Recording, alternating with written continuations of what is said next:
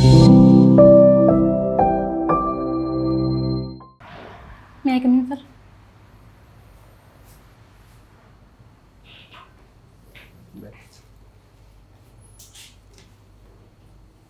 संध्या, जी sir.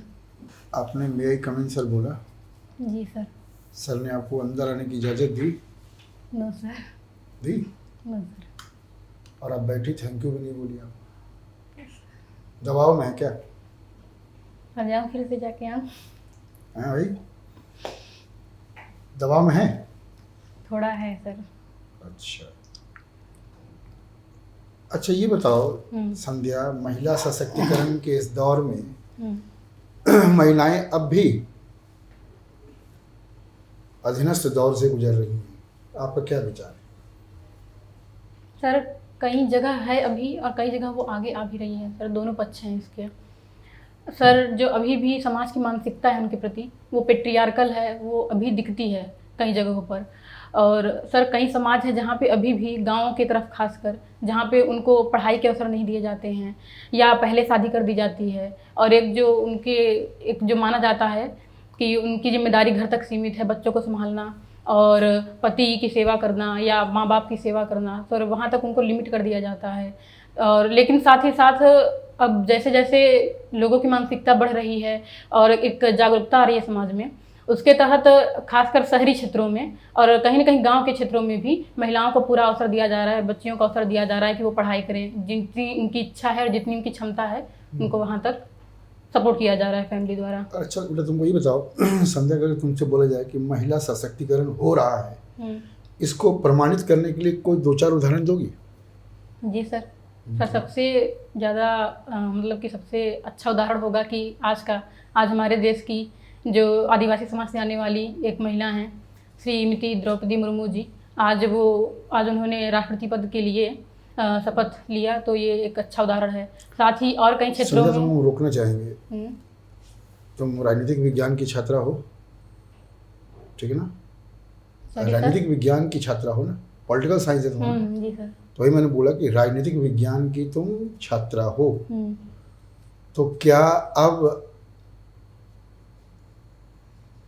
जो राष्ट्रपति महोदया हैं उनका निर्वाचन हो गया, अब तो सुनिश्चित हो गई कि वो आपके देश के प्रधानमंत्री या राष्ट्रपति है ना? जी सर। तो उनके नाम के आगे कौन सा संबोधन लगाना चाहिए? महामहिम। महामहिम। तो क्या बताएंगे? महामहिम द्रौपदी मुर्मू। अच्छा अच्छा, तो वो राष्ट्रपति बन गई, बहुत बड़ा उदाहरण है। दूसरा बताओ। सर दूसरा, इसके पहले भी राष्ट्रपति पद पर रह चुकी हैं श्रीमती प्रतिभा पाटिल जी, और इसके पहले श्रीमती इंदिरा गांधी जी वो रही थी प्रधानमंत्री के पद पर। ये पॉलिटिकल फील्ड हो गया सर। इसके अलावा सर जो हमारा इकोनॉमिक फील्ड है उसमें भी कई जो महिलाएं हैं वो एंटरप्रेन्योर के तौर पर आगे आ रही हैं, जिनमें किरण मजूमदार जी हैं। और इसके अलावा हमारी जो फाइनेंस मिनिस्टर निर्मला सीतारमन जी हैं वो इसका एक अच्छा उदाहरण है। और स्पोर्ट्स के फील्ड में सर वो चाहे मीराबाई चानू हो गई और पीवी सिंधु हो गई, साइना नेहवाल हो गई, कई महिलाएं हैं कई जो इस तरीके से आगे आई हैं, तो हो रहा है सशक्तिकरण। तुम सिविल सर्विस छात्रा हो? जी सर। सिविल सर्विस में महिलाओं की क्या भूमिका है, क्या योगदान है, तुम उसको बताना भूल गई। सर जिस तरीके से किसी भी एक जो पुरुष सिविल सर्वेंट है वो योगदान देता है सिविल सर्वेंट बनने के बाद, उसी तरीके से महिलाएं भी योगदान देती हैं। नहीं, तुम बताना भूल गई ना कि भाई इस बार आईएएस में फर्स्ट सेकंड टॉपर तीनों महिलाएं थी। थर्ड तीनों तो टॉपर वो भी महिलाएं बड़ा हैं। योगदान है। जी सर। चलो कोई बात नहीं। सबसे पहले बताओ कि जो राष्ट्रपति महोदया का चयन हुआ है, निर्वाचन हुआ है, तो राष्ट्रपति के निर्वाचन की क्या व्यवस्था है हमारे देश में? सर इनडायरेक्ट इलेक्शन होता है, जिसमें जो निर्वाचक मंडल होता है उसमें इलेक्टेड मेंबर जो होते हैं पार्लियामेंट के दोनों सदनों के वो भाग लेते हैं। पूरे देश में जितनी विधानसभा है उसके जितने इलेक्टेड मेंबर होते हैं वो भाग लेते हैं, और साथ में दिल्ली और पौंडीचेरी जहाँ पे लेजिस्लेटिव असेंबली है वहाँ के सदस्य भाग लेते हैं। ये निर्वाचक मंडल है। बाकी इनडायरेक्ट इलेक्शन जो proportional representation system, single transferable vote system जो कि सीक्रेट बैलेट द्वारा होता है, उसके तहत पूरा निर्वाचन होता है। क्या इस बार क्रॉस वोटिंग भी हुई है क्या? जी सर। जी सर, कई विधायकों ने हमारी जो राष्ट्रपति महोदया हैं उनके पक्ष में क्रॉस वोटिंग की है। चुनाव के बाद जो गठबंधन हो रहा है उसको आप कितना उचित मानती हैं? सर चुनाव के बाद गठबंधन को मैं बहुत उचित नहीं मानती हूँ, क्योंकि चुनाव के पहले जो गठबंधन हुए थे जनता ने उस आधार पे आपको वोट दिया था, और उसके बाद अगर आप पूरी तरीके से अपना पार्टी बदल लेते हैं तो ये जनता ने जो आपके ऊपर विश्वास किया था सर, उसका कहीं ना कहीं ये उसको तोड़ना हुआ ही। तो इसलिए मैं इसको उचित नहीं मानती हूँ। और कहीं ना कहीं इनके पीछे मेन कारण यही होता है कि आप किसी पद की लालसा में या आप पैसे की लालसा में आप अपनी पार्टी बदलते हैं। विचारधारा, क्योंकि हमारे भारत में जितनी पार्टियां हैं ऑलमोस्ट अब सबकी विचारधाराएं सेम हो गई हैं, क्योंकि जो विकास और जो डेवलपमेंट है वो अधिकतर हर पार्टी का जो मुख्य रहता है, मुख्य लक्ष्य। बिंदु उस लक्ष्य रहता है उसी में। इसे रोकने के लिए क्या उपाय किया जा सकता है? सर रोकने के लिए सबसे पहले तो जो हमारा एंटी डिफेक्शन लॉ है, और उसमें जो मर्जर 2/3 मेंबर अगर स्प्लिट करते हैं तो वो डिफेक्शन नहीं माना जाता है, तो उसमें सुधार करने की ज़रूरत है। अभी देखिए इसी से संबंधित मामला चल रहा है मुंबई में, महाराष्ट्र में। जी सर। तो जो महाराष्ट्र में शिवसेना है, जी सर। वो शिंदे जी के नेतृत्व में क्या है? सर जो डिफेक्टेड पार्टी वही हुई। हाँ, तो क्या आप उनको डिफेक्टेड पार्टी मानेंगे? क्या कि 2/3 से ज़्यादा लोग चले गए उनके साथ? सर लॉ के हिसाब से तो नहीं है, क्योंकि 2/3 से अधिक मेंबर ने डिफेक्ट किया है, तो ये पूरी तरीके से वैध है, डिफेक्शन माना नहीं जाएगा। सर इसी में सुधार करने की ज़रूरत है। क्या किया जाएगा सुधार? सर डिफेक्शन को पूरी तरीके से बंद कर दिया जाए, ये एक उपाय हो सकता है। क्या ये व्यवहारिक रूप से संभव है कि डिफेक्शन को पूर्ण रूप से बंद कर दिया जाए? सर संभव है मेरे हिसाब से। सर जब लॉ होगा कि नहीं कर सकते डिफेक्शन, तो संभव क्यों नहीं है, क्योंकि आगे से आपने एक पार्टी की तरफ आप जुड़े हुए हैं, और फिर हर 5 साल पे चुनाव होने ही हैं, तो उसमें आप पार्टी बदल सकते हैं। अभी एक और आंसर दे दीजिए संध्या कि जी भाई सर। पदोन्नति, प्रमोशन में आरक्षण हम्म। को आप कितना उचित मानती है? सर जहाँ पे डाटा अगर अवेलेबल हो और जहाँ पे ये दिखाई दे कि प्रमोशन में कुछ इस तरीके का होता है कि भेदभाव इस तरीके से होता है, कि जहाँ पे ये समझ में आए पुख्ता, जहाँ पे डाटा हो इस चीज़ का कि जो समान प्रतिनिधित्व होना चाहिए हर वर्गों का वो नहीं है, तभी अगर मतलब तभी ऐसी स्थिति में ही अलाउ करना चाहिए। और साथ में कहीं ना कहीं जो क्रीमी लेयर वाला पूरा कॉन्सेप्ट है वो अप्लाई होना चाहिए। संध्या जी, जी सर। आपका ग्रेजुएशन लॉ यूनिवर्सिटी से है। जी सर। ग्रेजुएशन में क्या क्या सब्जेक्ट है? सर राजनीति शास्त्र, शिक्षा शास्त्र और प्राचीन इतिहास। राजनीति शास्त्र, शिक्षा शास्त्र, प्राचीन इतिहास और पॉलिटिकल साइंस आपका ऑप्शनल सब्जेक्ट। जी सर। राज्य की जो सबसे अच्छी परिभाषा मानी जाती है किसके द्वारा दिया गया? सर ये किसके द्वारा दी गई ये तो नहीं याद है, लेकिन क्या परिभाषा है और इसके जो 4 मुख्य बिंदु हैं वो याद है सर। सर एक तो टेरिटरी होनी चाहिए, मतलब क्षेत्र, एक डिफाइंड टेरिटरी हो, और दूसरा सर सॉवरेनिटी होनी चाहिए और राज्य संप्रभु हो, और तीसरा सर पॉपुलेशन होनी चाहिए एक निश्चित, और उसके अलावा एक सरकार होनी चाहिए। अखंडता शब्द कौन जोड़ा था?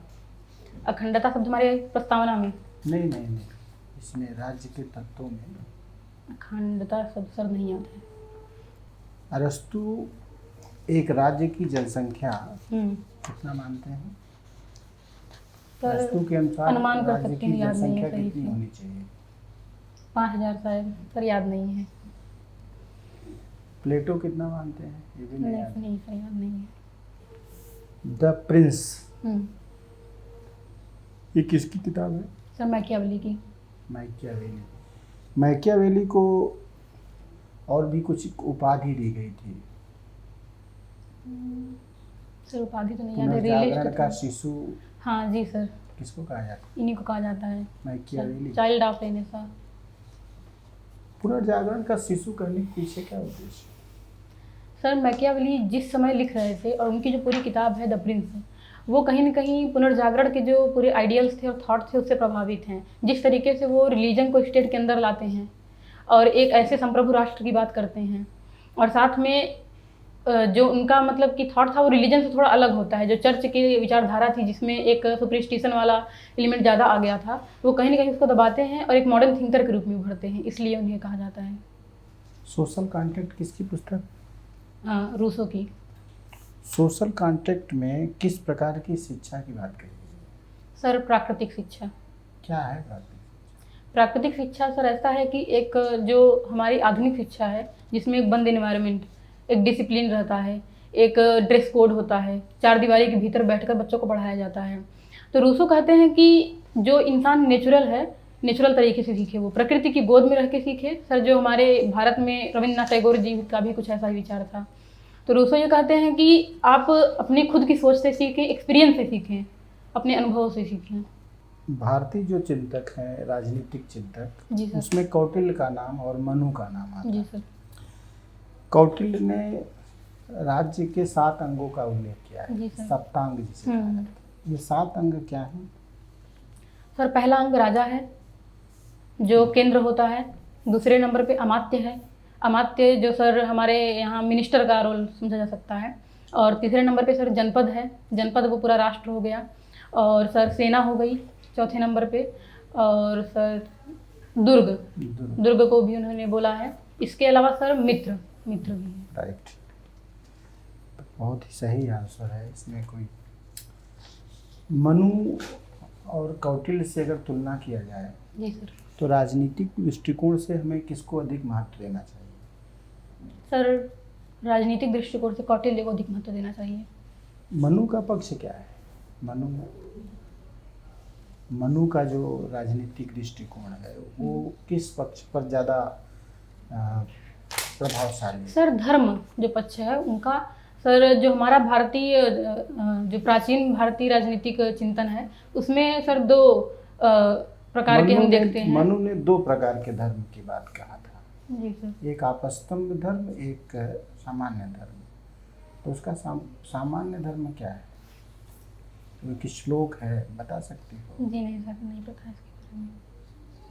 आपस्तंभ धर्म क्या है? सर अगर इसकी इंग्लिश बता देते तो। विशेष परिस्थिति में जो धर्म का अनुसरण किया जाता है उसको आपस्तंभ धर्म कहते हैं। सर इस बारे में नहीं पढ़ा है। मनु ने सामान्य धर्म के 10 पॉइंट बोला था। 10 याद है? नहीं, खैर वो तो बहुत ज़्यादा।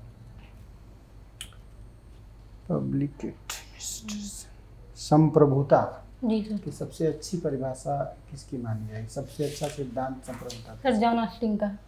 जॉन ऑस्टिन, ठीक है। संगीता, संध्या, जी सर। अभी सर ने आपसे पूछा कि राज्य की परिभाषा क्या है। जी सर। आपने बहुत अच्छे तरीके से बताया। आप कहाँ रहती है? सर नैनी। नैनी कहाँ है? नैनी सर इलाहाबाद यही है। इलाहाबाद इलाहाबाद क्या है?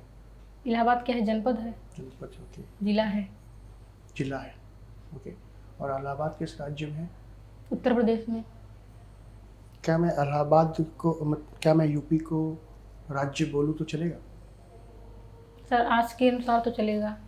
ठीक है। आपने राज्य की परिभाषा क्या बताई? 4 चीज़ें क्या बताई? संप्रभुता, संप्रभुता, क्षेत्र, क्षेत्र, सरकार सरकार और जनता। जनता। मुझे ऐसा लगता है कि 3 चीज़ तो है। क्या संप्रभुता। संप्रभु है? सर संप्रभु तो नहीं है। तो फिर हम राज्य कैसे कहेंगे? सर अगर परिभाषा के अनुसार देखें तो नहीं कहना चाहिए, लेकिन सर जो प्रशासन की सुविधा के लिए हम बोलते हैं। लेकिन प्रशासन की सुविधा के लिए तो प्रांत यूज करेंगे, प्रांत यूज करेंगे। जी राज्य तो करेंगे नहीं। हम्म। तो क्या ये सही है या गलत है? सर गलत है। चलिए, महिला की सुरक्षा को लेकर सरकार के द्वारा कौन कौन से प्रयास किए जा रहे हैं? सर उत्तर प्रदेश सरकार की, केंद्र सरकार। बता सकते? उत्तर प्रदेश सरकार सर महिलाओं के लिए एक तो सेफ सिटी प्रोजेक्ट के तहत सारे जो हमारे शहर हैं उनको सेफ बनाना उनके लिए, जिसके तहत सड़कों पर CCTV कैमरे हो गए, लाइटिंग हो गई, इन सब की सुविधा करना। सर दूसरा कन्या सुमंगला योजना हो गया। और इसके अलावा सर हर पुलिस स्टेशन में एक महिला डेस्क की स्थापना करना जहाँ पे महिलाएं अपनी शिकायतों को रजिस्टर करवा सकें। और इसके अलावा सर जो हमारी महिलाएं हैं, खासकर जैसे निराश्रित महिलाएं हो गई, सर उनकी पेंशन को भी बढ़ाया गया हाल ही के बजट में। 500 से बढ़ाकर 1000 रुपये कर दिया गया है। वृद्ध महिलाओं की पेंशन को बढ़ा के 1000 रुपये तक कर दिया गया है। और सर अभी तक की यही याद आ रही हैं कुछ योजनाएं। और केंद्र सरकार की योजनाओं में सर एक ICDS स्कीम हो गई, उसके तहत जो प्रेग्नेंट महिलाएं होती हैं उनको सुविधा रहती है। सर मातृ सुरक्षा योजना हो गई, नहीं सर सॉरी सर, जननी सुरक्षा योजना हो गई और मातृ वंदना योजना हो गई। इनके तहत जो प्रेग्नेंट महिलाएं होती हैं उनके लिए। और सर इसके अलावा सामर्थ्य योजना हो गई, वात्सल्य योजना हो गई, और अरे भी इतना याद आ रहा है। इलाहाबाद जो नाम पड़ा है जी सर। वो किस देवी के नाम पे पड़ा? किस देवी के नाम पे पड़ा है? सॉरी सर, नहीं याद नहीं। संध्या, अगर आपको अपने परिवार और अपनी जॉब में हम्म, चुनने का मौका मिले तो आप किसे चुनिए? सर जॉब को चुनेंगे। जॉब यहाँ पे सर ये भी देखना होगा कि क्या जॉब है, वो कितना इम्पोर्टेंट है। आपकी मनचाही जॉब है। सर जैसे सिविल सर्विसेज। हाँ बिल्कुल, आप डिप्टी IAS बन गए हैं। चलिए सर वहाँ पे मतलब किस हद तक चुनना कि एकदम नहीं, छोड़ देना, मैं बस या एक ही है यार। इस तरीके का कि मुझे कहीं और मिल रहा है और मुझे परिवार से दूर होना पड़ेगा, इस नहीं, तरीके का? आपको दोनों में से एक चीज चुनना है हमेशा के लिए। हमेशा के लिए? हाँ, या तो परिवार या तो आपकी जॉब, ड्रीम जॉब। जी सर परिवार को चुनूंगी। जी, thank you. Thank you sir. Sandhya.